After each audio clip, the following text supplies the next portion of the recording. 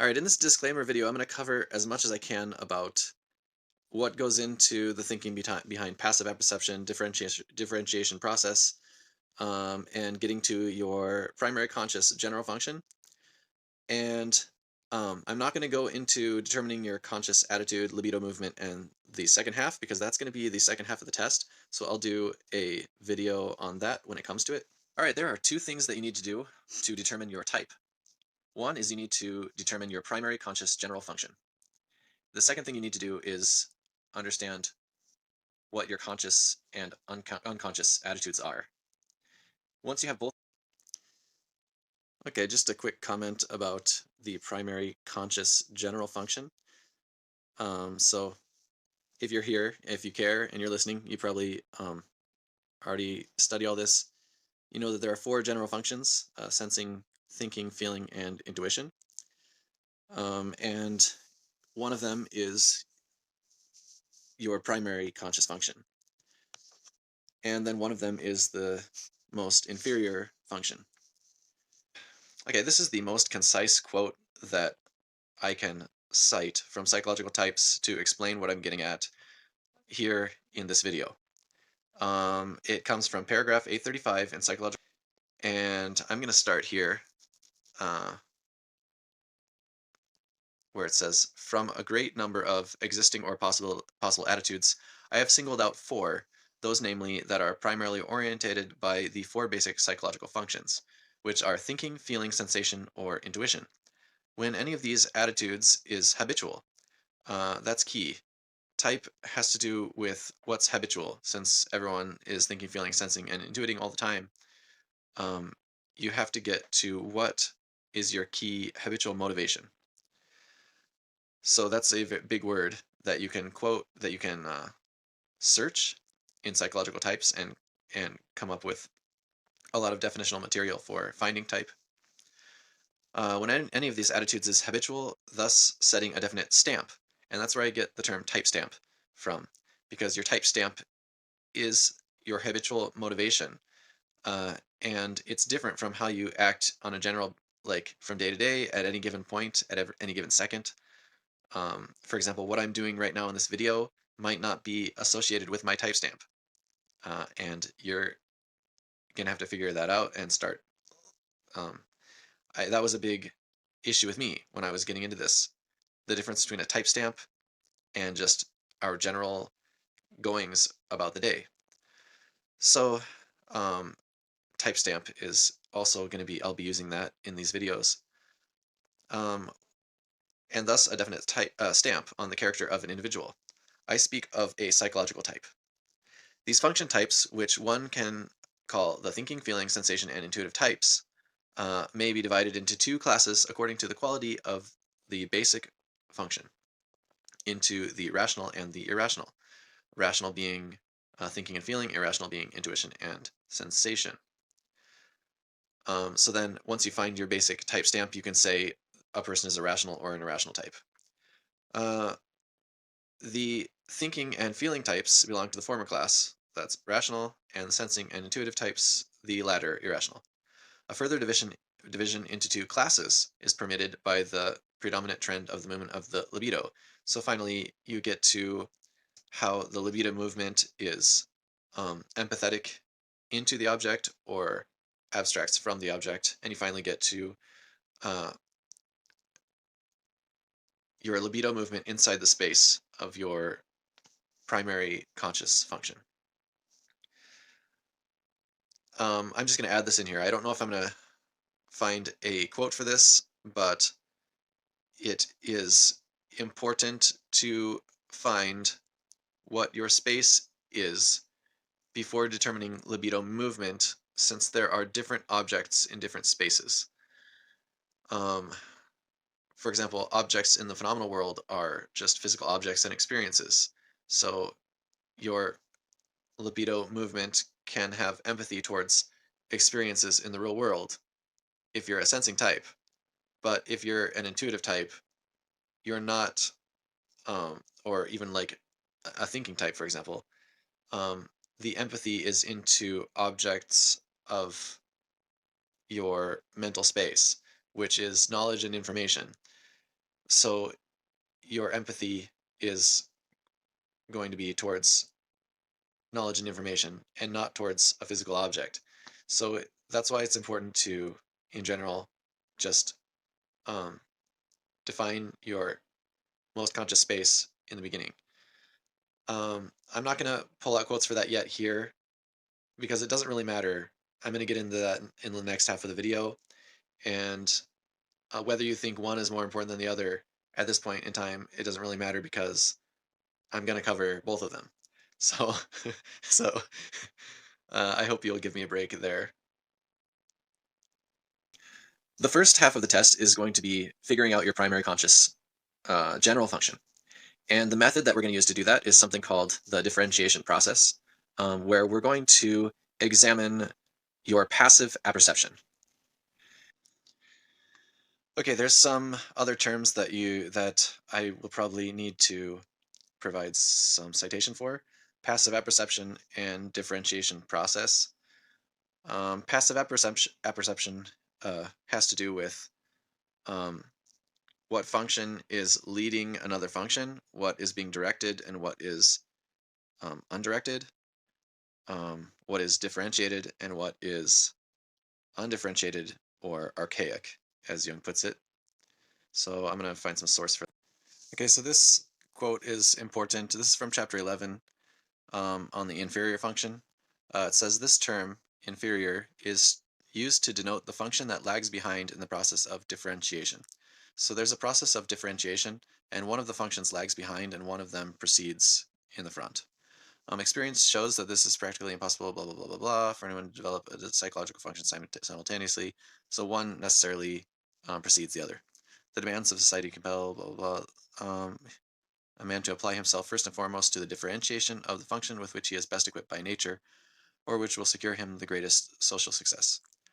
Uh, so very frequently, indeed, as a general rule, a man identifies more or less completely with the most favored and hence most developed function. So when we're talking about the most developed function, the most mature function, sometimes it's immature, I mean, especially in children or younger people. So, I mean, I guess it's better to say the most developed, and then that's subjectively according to the person, because if it's developed better than less developed than yours is as the doctor examining the patient, uh, you might see it as less underdeveloped according based on you. So that's another reason why theoretically it's important to um, have a test that uh, doesn't compare people's type or function development. It shouldn't be based on the doctor. Um, the doctor shouldn't be the center point of that. So from my perception, from my perspective, a person might be, you know, more developed or less developed in certain functions from my perspective, where um, from their perspective, that is their more developed function. So you have to have the test getting at, and I'm explaining a lot of things that I'm not going to give you source material for. It's just going to be way too long of a video. Um, but Jung goes into why uh, the doctor has to be careful to not be examining the patient based on from the doctor's perspective. And from the doctor's perspective, they're going to have bias. So the test needs to get at differentiate, comparing um, developed function versus underdeveloped um, at the patient's scale. Now, a lot of people will say that it has to be subjective, but it doesn't have to be. In theory, um, as long as you are creating a scale, an objective scale that has two opposites, and then um, doing theoretically a test to determine uh, which side of that scale a patient leans towards, you don't need to have yourself in the scale. And that's what I'm attempting to do. But anyways, this was the first clip talking about differentiation. And then I wanted to get one more. All right, somewhere along your reading of psychological types, you're going to start to read about passive apperception and concrete apperception in chapter 11. It's going to throw you for a loop because Jung will start to attach concrete apperception to any function that's mixed with sensation as the lead function, and then passive with any function that is mixed with intuition as the lead function. But some places throughout psychological types, he also references passive apperception as the opposite of active apperception. So, just to clarify, I will use passive apperception to mean not infused with intuition in the lead, but to mean just the opposite of active apperception. Here's a quote. Here's a good quote to a kind of proof text for that. It is a thinking it is a thinking characterized by a succession of sense-bound representations. So thinking is passive. In this case, sensation is in the lead, which are set in motion less by interactivity of thought than by the changing stream of sense impressions. A series of concrete representations conditioned by sensuous perception is not exactly what the abstract thinker would call thinking, but at best only passive apperception. So this apperception is passive thinking led by sensation, so which in general is usually called concrete in chapter 11, but uh, is called passive here. So I will um, use passive and active as opposites, and I will use those as synonymous with differentiated and undifferentiated. So a function being undifferentiated also is synonymous with it being passive or not in the lead. And a function that is being differentiated means that it's taking the lead. Um, mm, mm. I'm going to stick there for now. And we're going to pair all of your passive apperception with each function and figure out in which space you are consciously attempting to direct passive materials. And that's going to tell you a lot of really interesting things. Okay.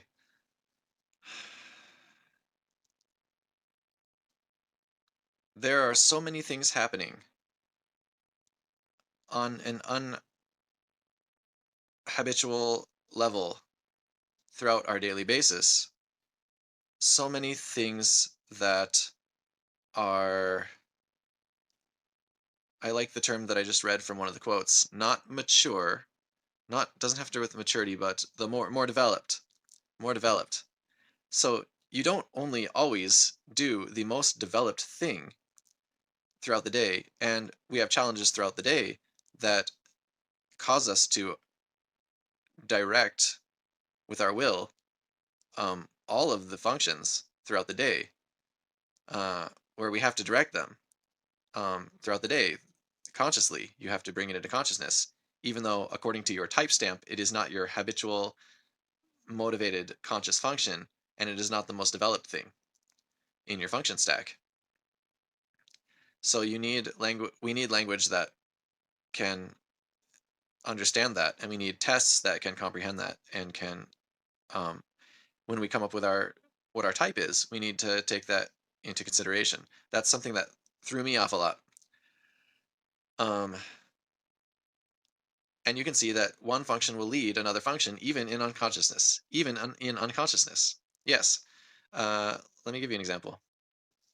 Okay, this quote kind of gives an example of how unconscious pairs can happen. The unconscious, so I'm just going to read it. This is chapter 10, the end of chapter 10. The unconscious functions likewise group themselves in patterns correlated with the conscious ones. Thus, the correlative conscious practical thinking may be an unconscious intuitive feeling attitude with feeling under a stronger inhibition than intuition. So even in unconsciousness, there are functions pairing together, and there is concretization happening and passive things happening and functions leading other functions, even in the unconscious state. or even in unconsciousness. I want to say it can't be said, it can't be stressed more. I can find a lot of citation. I don't know if I need to. I think that should be enough. But I could offer a lot of citation where it shows, where Jung shows that unconsciously um, functions are being paired together. There is concretization and uh, passive and functions being directed in unconsciousness, unconsciously directed. So you have to, when thinking about type, understand what you are consciously directing and what types of unconscious materials you are consciously directing and where you're directing them. That becomes the most important thing. And it all has to be tied into what is your habitual motivation. So I don't know if that's enough to explain to show where this test is coming from and what I'm trying to get at. Um, you could also look at the definitions of concretize, which I will get into later, so I think I won't touch on that now. Once we get into the test, the first testing that will be done is on concrete thinking versus, I believe, concrete feeling or something along those lines. And so I will bring up those quotes later, so I think I'll save that for a later date. I'm going to tell you a lot of really interesting things, but you will come away with what your primary conscious general function is. And it will be one of four, which you probably are already familiar with, thinking, feeling, sensation, and intuition. So then once you've got your primary conscious general function, the second half of the test will be trying to determine what your conscious attitude is, or your unconscious attitude, being introverted or extroverted. So if your conscious attitude is extroverted, then your unconscious attitude is introverted. That's also very different from Myers-Briggs. Okay, the reason that I'm talking about Myers-Briggs right now is because for Myers-Briggs, it's not your consciousness that becomes extroverted. For Myers-Briggs, your primary conscious, your dominant function is extroverted, and your inferior function is introverted. And that's what I always thought, because I started with Myers-Briggs, and so I can't be a jerk about this. I am the jerk. I'm the one who always thought that, and I had a wonderful friend point me in the right direction. And I'm not going to get into that here because that's the second half of the test. So I'll do that there. But in Carl Jung land, in psychological types, it is your conscious attitude that is extroverted, and your unconscious attitude is introverted, or vice versa. Your attitude of consciousness becomes the thing that's extroverted, not the function. And then whatever goes into consciousness has an attitude that is related to whether that's extroverted or introverted. So it's not like you have an extroverted thinking type who has auxiliary introverted sensation. That is a weird twist that happens with Myers-Briggs, and I've often wondered where they got that. I confess ignorance, I just don't know. But I've always followed that until I saw in Jung that that is not the case.